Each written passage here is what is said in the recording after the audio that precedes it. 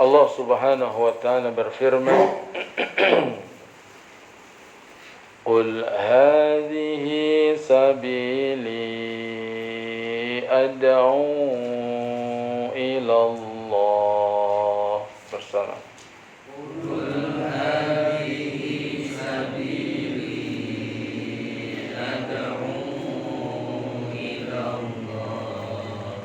Ala basiratin ana wa man ittaba'ani.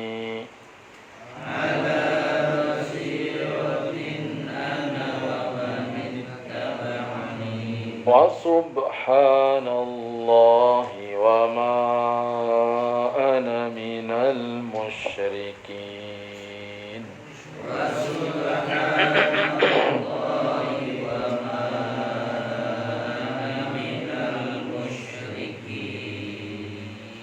Diulang.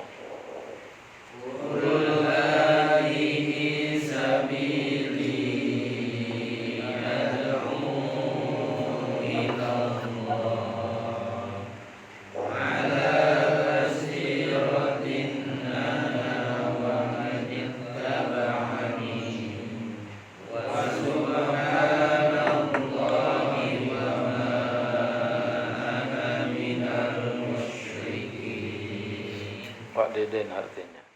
Katakanlah, inilah jalan agamaku. Aku dan orang-orang yang mengikutiku mengajak kamu kepada Allah dengan hujah yang nyata. Maha suci Allah dan aku tiada termasuk orang-orang musyrik.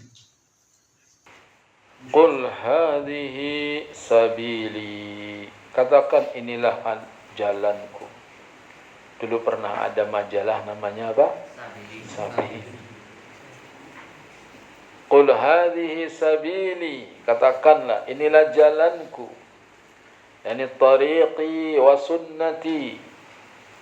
Jalan yang aku tempuh dan sunnahku. Sunnah Nabi Muhammad sallallahu alaihi wasallam. Ad'u ila Allah. Aku mengajak kepada Allah.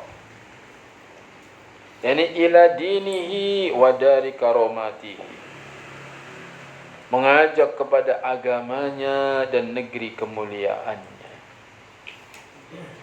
Mengajak kepada Allah, ini mengajak kepada agama Allah. Dan agama Allah yang terpenting tauhid.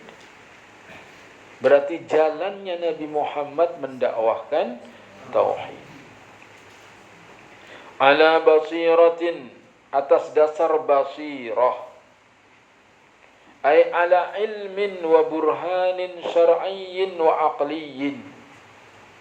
Atas dasar ilmu, bukti-bukti syar'i dan aqli. Jadi orang yang berdakwah itu harus punya ilmu. Harus punya dalil. Yang pertama dalil syar'i, Al-Quran dan As-Sunnah. Yang kedua dalil aqli. Akalnya cerdas. Hafal ayat, hafal hadis, dan cerdas. Sehingga bisa membantah lawan. Bisa berhujjah. Hafal Quran, tapi kalau nggak cerdas, nggak bisa. Ibarat punya senjata otomatis, tapi setruk. Bisa nggak nembak? Nggak bisa. Setruk. Senjatanya otomatis bagus, Quran dan Sunnah. Dan yang memegang orangnya sudah latihan nembak, pinter dia. Tepat dia nembak sasaran. Jadi dalil akli dan dalil syar'i harus dikuasai. Ana wa man ittaba'ani, aku dan orang-orang yang mengikutiku, yakni iqtadabi. Aku dan orang-orang yang mengikutiku. Jadi jalannya Nabi dan orang-orang yang mengikuti Nabi adalah mengajak kepada agama Allah. Bukan ngajak dagang. Waspada ini, ada dakwah, bikin grup dakwah. Mengatasnamakan pengajian salaf di Palembang. Tapi isinya suruh dagang propolis, dagang madu, dagang. Kemudian percepatan umroh, percepatan haji. Itu isinya. Waspada. Itu bukan jalannya Nabi. Jalannya Nabi adalah mendakwahkan kepada tauhid, kepada Islam. Itu dakwah. Sibuknya ilmu amal, bukan mendirikan bank muamalah. Sekarang banyak dakwah ujung-ujungnya bikin bank muamalah.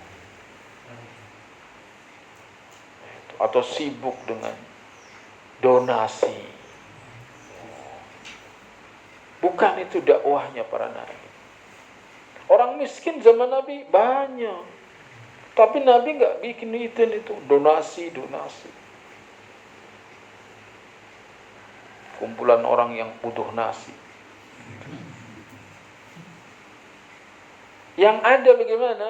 Orang kaya membantu orang miskin, bukan orang miskin yang ngumpulin dari orang kaya lalu dia berikan sama orang lain. Kalau diberikan semua, kalau ngerembes ke kantong dia, mungkin apa enggak mungkin? Mungkin. Dia ngambil sekian persen, siapa yang menentukan sekian persen? Bukan itu, udah dakwahnya tauhid. Asy-syarhul ijmali, penjelasan global, ya'murullahu nabiyahu fi hadhihi al-ayati bi ay yu'alliman nasa wa yubayyana lahum tariqatahu wa sunnatahu. Allah Subhanahu wa taala memerintahkan nabinya dalam ayat yang mulia ini agar mengajarkan kepada manusia dan menjelaskan kepada mereka tentang jalannya dan sunnahnya. Jalannya Nabi, sunnahnya Nabi. Wa anna manhajahu fil hayati, bahwa manhajnya dalam kehidupan, huwa wa manittaba'ahu, baik beliau maupun orang-orang yang mengikuti beliau, ad-da'watu ila dinillahi wa tauhidih. Ini mengajak untuk atau mengajak kepada agama Allah dan tauhidnya. Wa annahu fi dzalika ala ilmin wa burhanin, dan dalam dakwahnya itu dibangun di atas ilmu dan bukti-bukti. Huwa wa man iktada bihi, beliau dan juga orang-orang yang mengikutinya. Wa saddaqa bihi, dan yang membenarkannya. Wa annahu yunazzihullaha, bahwasanya ia mensucikan Allah, wa yu'azzimuhu, dan mengagungkannya, ayyakuna lahu syarikun fi rububiyatihi wa asma'ihi wa sifatihi. Ini maha suci Allah dari sekutu dalam rububiyahnya, nama-namanya dan sifat-sifatnya. Wa annahu bari'um minal musyrikin wa syirkihim, dan mereka berlepas diri dari kesyirikan dan orang-orang musyrik. Itu dakwahnya Nabi Muhammad SAW. Dakwah kepada agama. Antum ngajarin Iqra anak-anak itu luar biasa pahalanya. Nanti anak-anak itu bisa baca Quran, dia dapat pahala. Kita yang ngajarin terus dapat ganjaran. Ilmu yang bermanfaat. Ajarin sholat, itu dakwah kepada agama. Bukan dakwah ujung-ujungnya demo. Bukannya ngaji malah suruh ngerangkai bendera. Ini banyak guru, saya ikut ngaji Ustaz, tapi malah suruh pasang spanduk gitu. Partai. Bukan. Dakwah kita murni. Ad'u ila Allah. Aku mengajak kepada Allah. Gak sibuk dengan hiruk-pikuk politik. Al-fawaidu, faidah yang diambil, wujubul ikhlasi fi da'wati ila Allah, wajibnya ikhlas dalam berdakwah kepada Allah. Itu mengharap balasan hanya kepada Allah. Orang ikhlas artinya mengharapkan balasan kepada Allah. Kalau mengharap balasan kepada Allah, boleh. Yang enggak boleh mengharap balasan kepada manusia. Jangan. Berharap kepada manusia, bahagia apa kecewa? Kecewa, emang manusia suka mengecewakan. Maka jangan berharap kepada manusia, berharaplah kepada Allah, niscaya nggak pernah kecewa.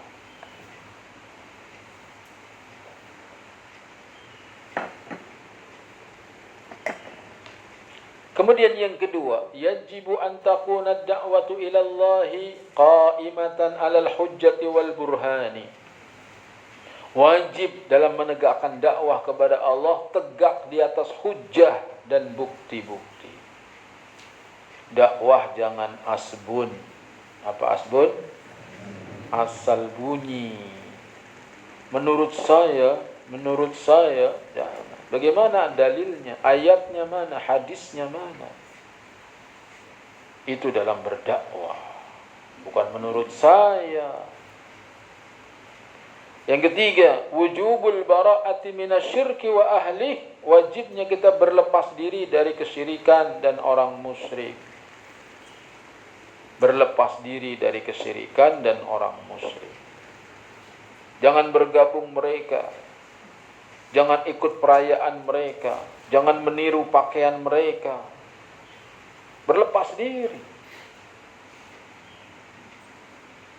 Yang keempat, la yasihul amalu illa muwafiqan lima jaa bihi Rasulu sallallahu alaihi wasallam. Tidak sah amal kecuali sesuai dengan petunjuk Rasulullah sallallahu alaihi wasallam. Dan yang kelima, wujubu tanzihillahi amma la yaliku bijalalih. Wajib mensucikan Allah dari apa-apa yang tidak sesuai dengan keagungannya. Jadi Allah subhanahu wa ta'ala maha suci dari apa-apa yang tidak sesuai dengan keagungannya. Seperti mengatakan Allah punya anak. Lam yalid wa lam yulad. Allah tidak melahirkan, tidak dilahirkan. Adapun dalil yang kedua, Ibnu Abbas radhiyallahu anhuma menuturkan bahwa Rasulullah sallallahu alaihi wasallam tatkala mengutus Mu'adz ke Yaman, bersabdalah beliau kepadanya, innaka ta'ti qauman min ahli al-kitabi falyakun awwala ma tad'uhum ilaihi syahadatu an la ilaha illallah wa fi riwayatin ila ay yuwahhidullah fa inhum ata'uka lidzalika fa'limhum anna Allah aftarada alaihim khamsa salawatin fi kulli yawmin wa lailatin fa inhum ata'uka lidzalika fa'limhum anna Allah aftarada alaihim sadaqatan tu'khadhu min aghniyaihim faturaddu ala fuqaraihim fa inhum ata'uka lidzalik fa iyyaka wa kara'ima amwalihim wattaqi da'watal madlumi fa innahu laisa bainaha wa bainallahi hijab. Ya Pak. Sungguhnya kamu akan mendatangi kaum ahli kitab, maka hendaklah pertama kali dakwah yang kamu sampaikan kepada mereka ialah syahadat la ilaha illallah. Dalam riwayat lain disebutkan supaya mereka mentauhidkan Allah. Jika mereka telah mematuhi apa yang kamu dakwahkan itu, maka sampaikanlah kepada mereka bahwa Allah mewajibkan kepada mereka salat 5 waktu sehari semalam. Jika mereka telah mematuhi apa yang kamu sampaikan itu, maka sampaikanlah kepada mereka bahwa Allah mewajibkan kepada mereka zakat yang diambil dari orang-orang kaya dari mereka untuk diberikan kepada orang-orang fakir dari mereka. Dan jika mereka telah mematuhi apa yang kamu sampaikan itu, maka jauhkanlah dirimu dari harta pilihan mereka. Dan takutlah kepada kamu dari doa orang mazlum teraniaya, karena sesungguhnya tiada suara takbir karena sesungguhnya tiada suara takbir menghalang pun antara doanya dan Allah. Hadis riwayat Bukhari Muslim.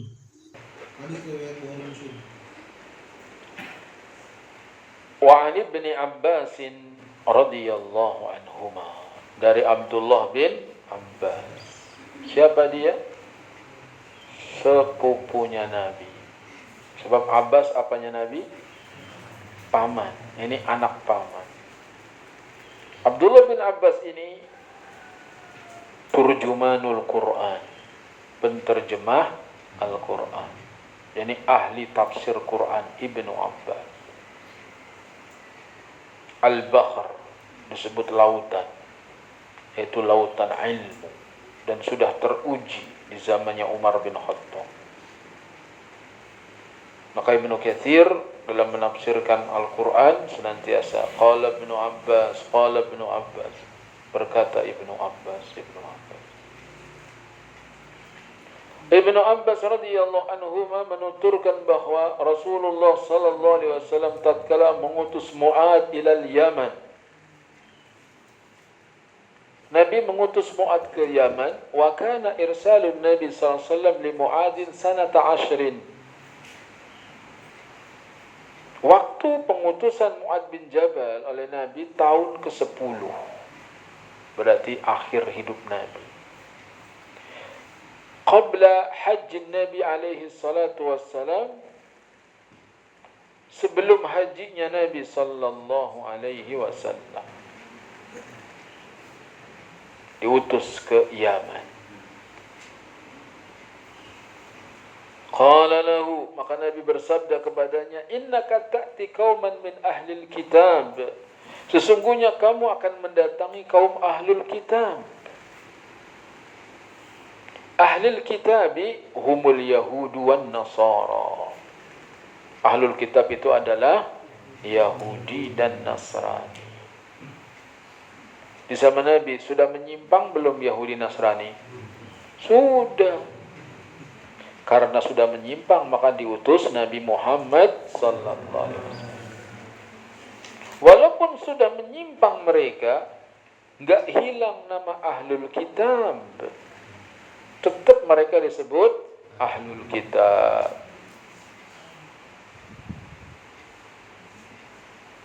Kamu akan mendatangi kaum ahlul kitab. Ini menunjukkan pentingnya seorang dai mengetahui audiennya. Siapa yang mau dihadapi. Maka Nabi kasih tahu dulu.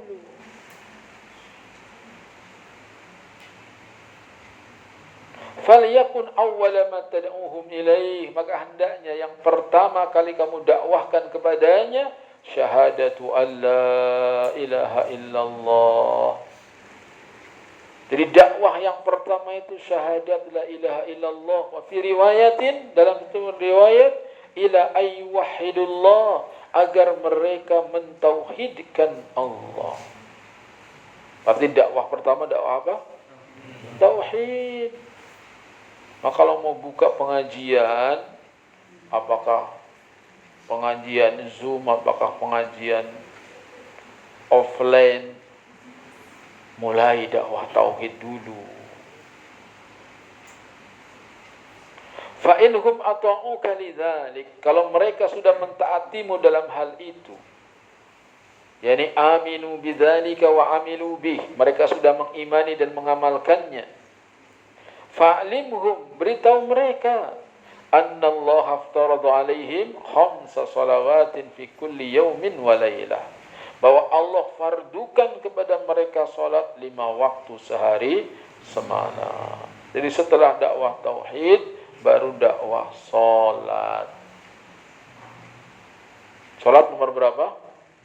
Nomor 2. Nomor 1 tauhid. Fa inhum ata'uka lidzalik, kalau mereka sudah mentaatimu dalam hal itu, fa'limhum anna Allah aftarada alaihim sadaqatan tu'khadhu min aghniyaihim faturaddu ala fuqaraihim. Beritahukan mereka bahwa Allah fardukan kepada mereka sedekah, yaitu zakat, yang diambil dari orang kaya mereka diberikan kepada orang fakir mereka. Jadi zakat itu yang ditarik orang kaya. Buat siapa? Buat orang miskin. Itu zakat. Beda dengan pajak. Kaya ditarik, miskin juga ditarik. Bahkan orang kaya pada nggak bayar pajak. Zakat enggak, orang miskin bebas, nggak ditarik, bahkan diberi. Orang miskin diberi zakat. Makanya berkah. Fa inhum ata'uka lidzalik, apabila mereka mentaatimu dalam hal itu, Fa iyyaka wa qara'ima amwalihim, hati-hati kamu dari khiyaraha, harta mereka terbaik. 40 ekor kambing, zakatnya 1 kambing. Dari kambing 40 dilihat, ada yang paling bagus, yang paling gede, jangan diambil. Jadi penarik zakat tuh nggak boleh ngambil yang paling bagus. Sebab kalau diambil yang paling bagus, kecewa yang punya kambing, paling bagus diambil. Nah itu dia. Nggak boleh diambil yang paling bagus. Dolim kalau ambil yang paling bagus. Berarti yang paling kurus dong. Dolim. Kalau paling kurus, dolim kepada orang miskin. Begitu orang miskin dapat bagian zakatnya, kurus begini. Maka yang sedang-sedang saja. Yang paling bagus enggak, yang paling jelek juga enggak. Begitu. Sebab kalau mengambil yang paling bagus, zalim kepada si pemberi zakat. Kalau mengambil yang paling jelek, zalim sama si penerima zakat. Dan zalim itu bahaya. Wattaqi da'watal madlum. Takutlah kamu dengan doanya orang yang dizalimi. Fa innahu laisa bainaha wa bainallahi hijab. Sesungguhnya enggak ada hijab antara dia dengan Allah. Jadi tembus langsung orang zalim, orang yang dizalimi itu doanya tembus langsung.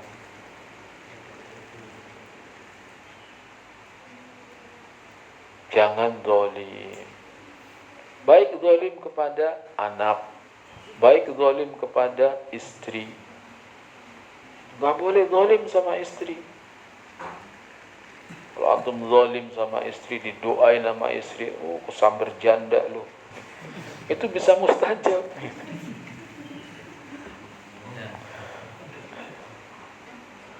Pusing-pusing dah.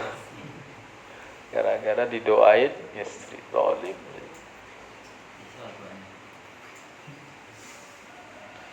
Begitu juga istri zalim sama suami.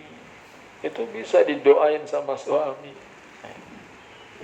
Tahu nih kenapa nih doanya sabar angkot itu. Kok enak dia, nggak enak di kita.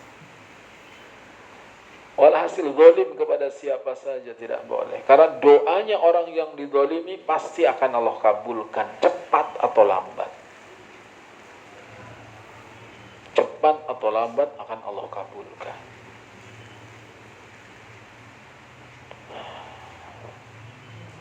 Ma yustafadu minal hadis, faedah yang diambil dari hadis ini.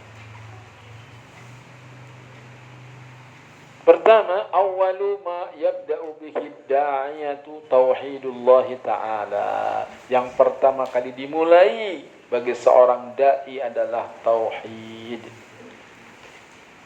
Jangan dakwah yang lain-lain dulu.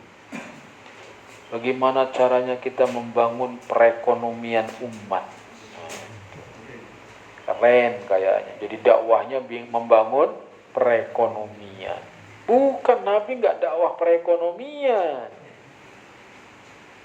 Bahkan Nabi mengatakan mal faqara ahsa alaikum. Bukan fakir yang aku takutkan. Bukan. Yang kedua, at-tadarruju fi da'wati wal buda'atu bil ahamni fal aham. Tadarruj, yani bertingkat-tingkat atau berurutan di dalam dakwah. Dimulai dari yang penting kemudian yang penting. Bertahap. Dalam dakwah itu harus bertahap. Mulai dari yang penting kemudian yang penting-penting. Memang harus bertahap. Ketemu orang baru kenal sunnah, pelan-pelan dakwahnya.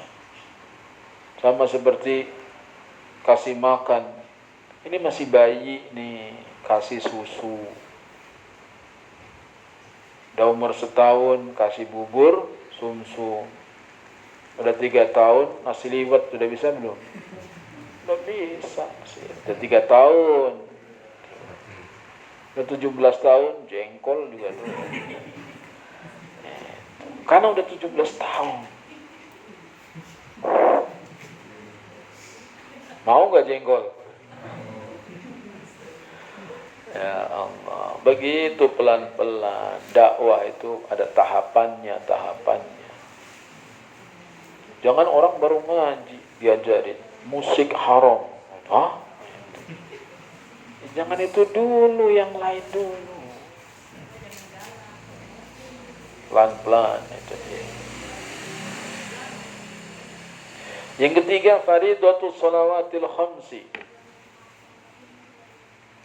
Wajibnya salat yang 5 waktu. Jadi salat yang 5 waktu itu wajib. Dan orang yang meninggalkannya hukumannya mengerikan.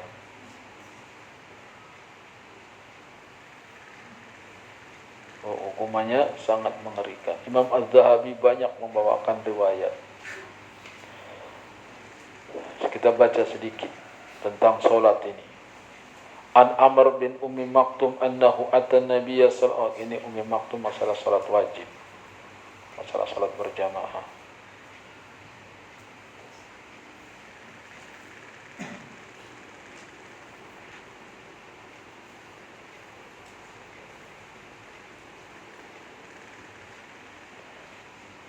Serem-serem kalau dibaca tentang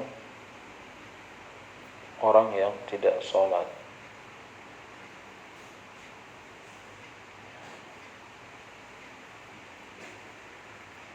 Dan hukuman orang yang meninggalkan sholat.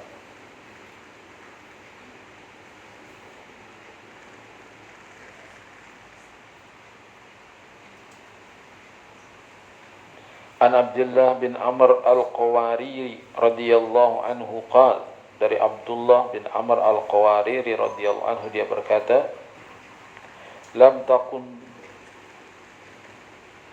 tafutuni salatul isya fil jama'ati qattun fanazala bi lailatun dhaifun fasakhaltu bisababihi. Tidak pernah aku terlewat salat isya berjamaah sekalipun, tapi pada suatu malam ada tamu yang menyibukkanku dengan sebabnya, wafatatni salatul isya, sehingga aku terlambat salat isya fil jamaah dengan berjamaah. Fakharajtu atlubu salat fi masjidil Basrah. Aku pun mencari salat di Masjid Basrah. Berarti ini kisahnya di Irak. Misalnya biasa sholat di satu masjid, udah kelewat, dia cari masjid yang lain yang belum selesai. Fawajadtun nasa kulluhum qad sallu. Aku dapati manusia semuanya udah pada sholat. Wa ghalaqatil masajid, dan masjid-masjid sudah ditutup. Luar biasa. Jadi kalau misalnya kita sholat di masjid ini kok udah selesai, udahlah pulang aja. Enggak. Dia cari masjid yang masih ada sholat jamaah. Ternyata udah pada tutup semua. Waraja'tu ila baiti. Akhirnya aku pulang ke rumahku. Waqultu, dan aku berkata, qad warada fil hadis. Sungguh telah ada dalam hadis, inna salatal jama'ata tazidu ala salatil fardi bi 27 darajah. Sesungguhnya salat berjamaah itu 27 kali dibanding salat sendiri, tingkatan atau derajatnya. Fasallaitul isya'a bi 27 marrah. Maka aku pun salat isya 27 kali. Itu jadi pengen dapat pahala berapa? 27 kali. Kalau sendirian kan 1 derajat, di masjid kan 27. Karena di rumah berarti salat isyanya 27 kali. Summa nimtu. Akhirnya aku tidur. Fara'aitu fil manam. Aku lihat dalam mimpi, ka'anni ma'a qaumin ala khailin. Aku mendapati suatu kaum berada di atas kuda. Wa ana aidan ala farasin. Aku pun berada di atas kuda. Wa nahnu nastabiq. Kemudian kami berlomba. Jadi kita tidur, dia mimpi lomba pacuan kuda.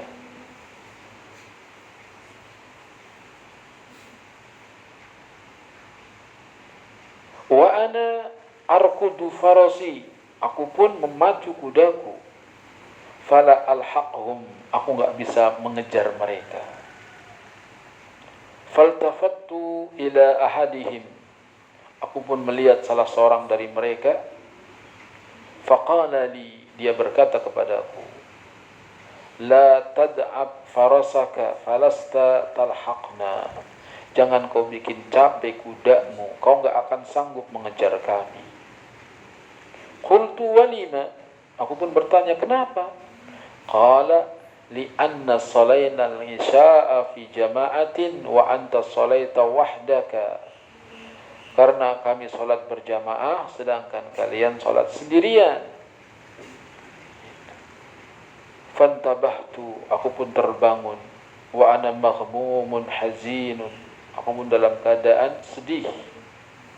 Lidzalika, oleh karena itu, fanas'alullah al-afiyata wa taufiq innahu jawadun karim, aku mohon kepada Allah ampunan dan taufik, sungguhnya dia maha dermawan dan lagi maha mulia. Jadi orang yang salat sendirian di rumah ibarat naik kuda tapi kudanya pincang, sehingga nggak bisa ngejar yang mereka sholat berjamaah, walaupun sholat isanya di rumah 27 kali.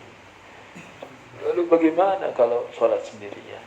Maka hadis-hadis menjelaskan bahwasanya orang yang sholat sendirian di rumah padahal dia mendengar adzan di masjid, fala sholata lahu, tidak ada sholat baginya.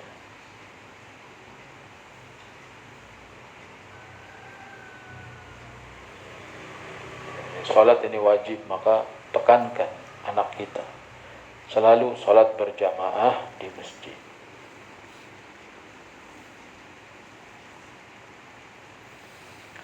Kemudian yang kelima, wajibnya zakat. Yang keenam, anna zakata la tudfa'u lil kafir, zakat tidak boleh diberikan kepada orang kafir. Sebab Nabi mengatakan tu'khadu min aghniyaihim faturaddu ila fuqaraihim. Kalau daging kurban boleh orang kafir dikasih, tapi zakat tidak boleh, harus muslim. Yang ketujuh, annal fuqara'a min ahli zakat, orang fakir termasuk yang berhak menerima zakat.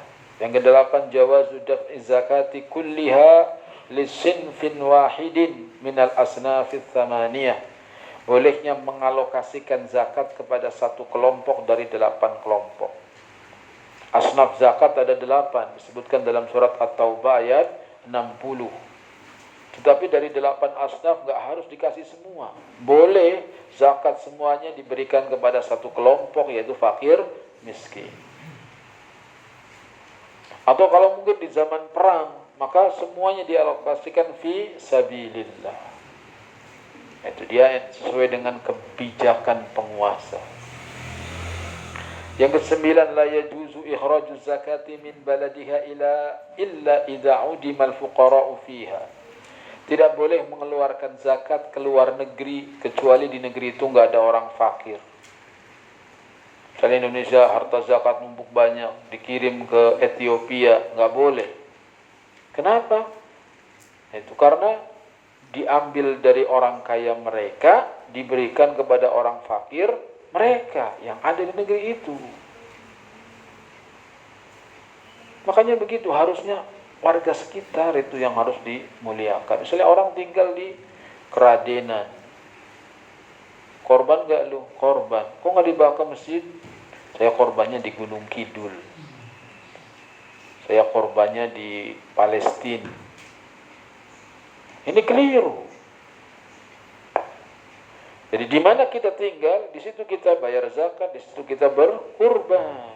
Bukan korban dikirim ke sana. Kecuali di sini nggak ada orang butuh, udah pada nggak doyan kambing misalnya, atau nggak doyan daging. Itu dia. Tapi kan mereka lebih membutuhkan, belum tentu. Di sini aja rebutan. Udah berapa bulan masih ada tuh nyimpen di kulkas. Emang saya nggak tahu apa. La ilaha illallah. Jadi di mana kita tinggal, di situ kita berkorban. Kalau mau Beli 2 ya nggak apa-apa. Korban di sini 1 sapi, di tempat lain 1 sapi, nggak apa-apa. Tapi di mana kita tinggal, di situ kita korban. Ini masalah zakat yang lebih ditekankan. Di mana kita tinggal, di situ kita bayar zakat. Yang ke-10, la yajuzu daf'u zakati lil aghniya. Nggak boleh orang kaya dapat zakat. Orang kaya nggak boleh dikasih zakat, kecuali kalau orang kaya jadi amil, ditunjuk oleh penguasa, maka dia dapat bagian karena dia amil. Yang ke-11, tahrimu ahdi zakati min khiyaril mal, haram mengambil zakat dari harta yang terbaik. Wa inna ma yu'khadul wasat, tetapi yang diambil yang pertengahan, yang paling bagus enggak, yang paling jelek juga enggak. Yang ke-12, tahrimul zulmi bi jami'i anwa'i, haramnya zalim dengan berbagai macam jenisnya. Semua kezaliman tidak boleh dilakukan. Ya ibadi inni haramtu 'ala nafsi zulman fala tadhallamu, kata Allah dalam hadis qudsi, wahai hambaku, sungguhnya aku telah mengharamkan kezaliman atas diriku, maka janganlah kalian saling berbuat zalim. Yang ke-13, istijabatu da'watil madlum wa in kana fajira, dikabulkannya doa orang yang dizalimi walaupun dia orang jahat, orang fajir. Misalnya dia pezina, pelacur, dizalimi, pelacur berdoa, doanya mustajab walaupun dia fajir. Karena dosa orang berzina dirajam. Ada ini enggak dirajam, tapi digunjing, dicaci maki, dihina-hina. Itu melebihi dari hukuman Allah, enggak boleh dihina-hina. Makanya ketika ada wanita sedang dirajam, Khalid terkena darah bajunya dan mengatakan, celaka engkau dasar pelacur. Nabi mengatakan, mahlan ya Khalid, sabar wahai Khalid. Tak boleh dihina walaupun dia fajir, atau dizalimi dengan berbagai macam kezaliman. Orang dosa didakwahi agar dia taubat. Orang berbuat maksiat didakwahi agar dia bertaubat. Tapi kita berlebihan menzaliminya, maka kezaliman tak boleh. Jadi zalim itu kalau dia berdoa mustajab. Semoga kita menjadi orang yang adil, yang tidak berbuat zalim. Adil kepada keluarga, adil kepada anak-anak, dan adil kepada sesama. Wassallallahu ala nabiyyina Muhammadin wa ala alihi wa ashabihi ajma'in. Sampai di sini.